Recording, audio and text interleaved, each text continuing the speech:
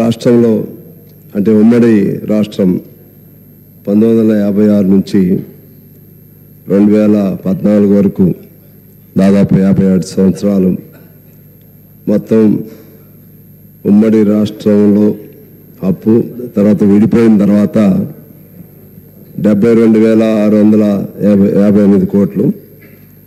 ఈ 10 ఏళ్ల కాలంలో 6 లక్షల ఈ ఫిగరు అక్బర్ గారు చెప్పినట్లుగా ఒక పేజీలో ఒక రకంగా ఉంది, 13వ పేజీలో ఒక 612,343 కోట్లని 6,12,343 కోట్లు ఉంది.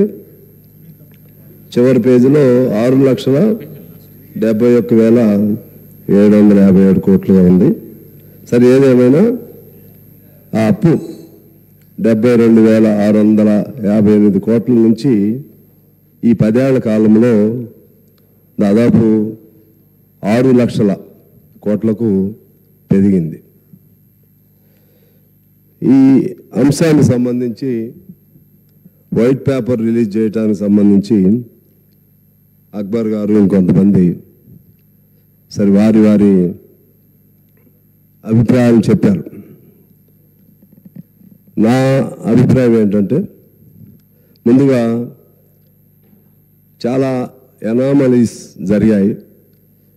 లెక్కలకు సంబంధించి ఒక్కో పేజీలో అది ఆర్బీఐయా లేకపోతే సిఏజీనా లేకుంటే ఇతర ఏజెన్సీ నుంచా దేని నుంచి తీసుకున్నా సరే సెల్ఫ్ కాంట్రడిక్టరీగా కొన్ని లెక్కలు తేడాలు ఉన్నాయి.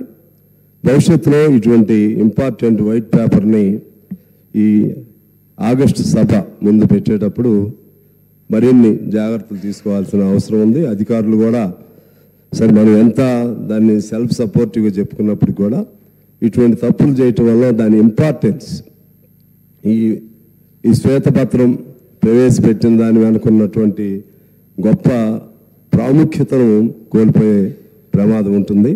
అందువల్ల దయచేసి భవిష్యత్తులో ఆ జాగ్రత్తలు తీసుకోవాలని కోరుతా ఉన్నాను.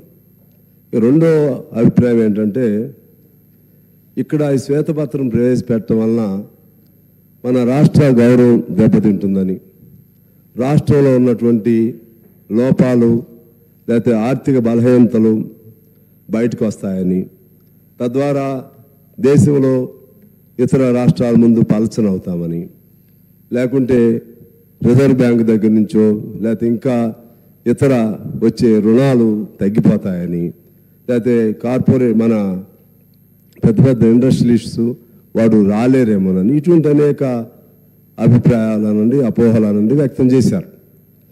నాకు తెలిసి అది ఎవరైనా సరే శ్వేతపత్రం అనేది ఈ ప్రభుత్వమే కాదు, అనేక సాంప్రదాయాలు ఉన్నాయి. మన రాష్ట్రంలో ఏం జరుగుతుందనేది స్పష్టంగా తెలంగాణ ప్రజలందరికీ కూడా తెలవటం మంచిది. ఎవరిది గత ప్రభుత్వం తప్పు లేదనుకోండి, వాళ్ళు కూడా సపోర్టివ్గా ఇది మా తప్పు లేదని రుజువు చేసుకోవచ్చు. ఒకవేళ తప్పున్నా సరే నిర్వహణలో లోపాలు జరిగినాయి అనుకోండి, నిర్వహణలో లోపాలు భవిష్యత్తులో జరగకుండా చేసుకోవచ్చు. అందువలన అది శ్వేతపత్రం ప్రవేశపెట్టడంలో పొరపాటు అనే అభిప్రాయాన్ని నేను అంగీకరించట్లేదు. ఆ విధంగా చూస్తే మరలా రేపు బడ్జెట్ పెడతాం, బడ్జెట్ ప్రవేశపెట్టినప్పుడు ఈ లెక్కలను చూపెట్టాల్సిందే కదా, మొత్తం చేసిన అప్పులెంతో చూపెట్టాలి కదా.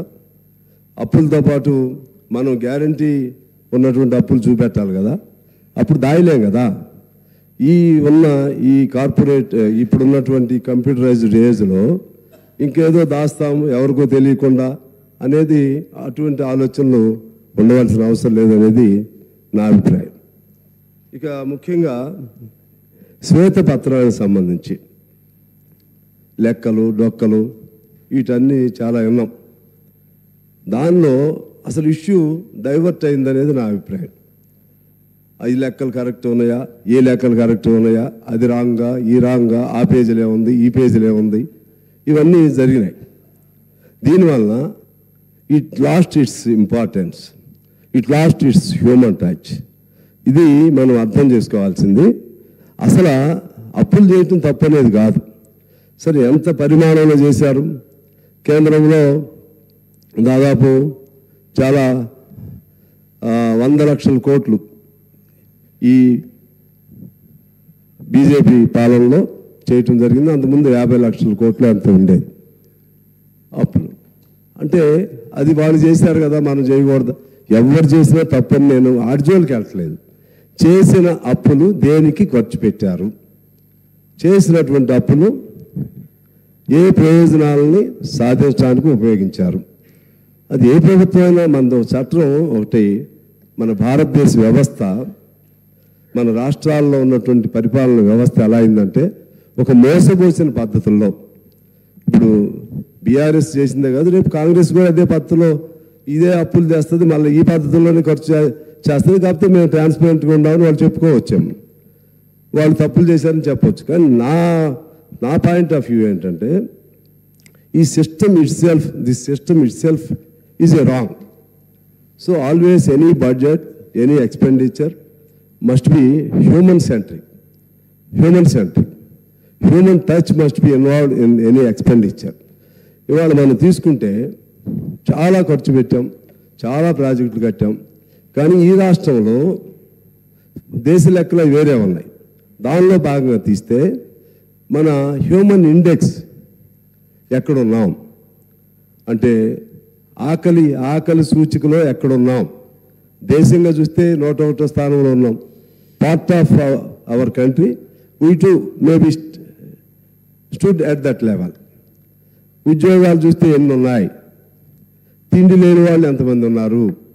పౌష్టికాహారం లేని వాళ్ళు ఎంతమంది ఉన్నారు? అదేవిధంగా చాలని జీతాలతో బతుకుతున్న వాళ్ళు ఎంతమంది ఉన్నారు? ఇవన్నీ చూడాలి కదా సార్. ఇవేమీ లేకుండా ఆ ఇరిగేషన్ ప్రాజెక్ట్ కట్టాం, లేకపోతే చార్మినార్ నిర్మించాం, తాజ్మహల్ నిర్మించాం, ఇంకేదో కట్టాం.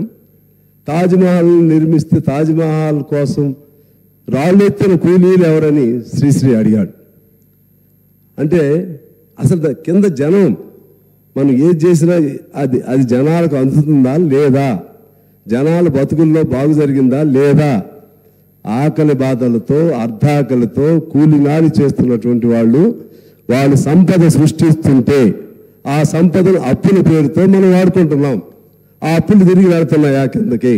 ఒకసారి మనం ఏ ప్రభుత్వం అయినా సరే, నేను ఆ ప్రభుత్వం ఈ ప్రభుత్వాన్ని కాదు, మనం చూసే ఆలోచన విధానం మారాలనేది నా అభిప్రాయం. ఆ విధంగా ఆలోచన చేయకపోతే ఇంకా నువ్వు ఎన్నేళ్ళు ఇటువంటి అప్పులు చేస్తున్నా సరే పైకి సూపర్ఫిషియల్గా అభివృద్ధి కనపడతా ఉంటుంది. కానీ కిందికి వెళితే మరలా ఎక్కడ వేసిన గోంగూర అక్కడే ఉంటుంది.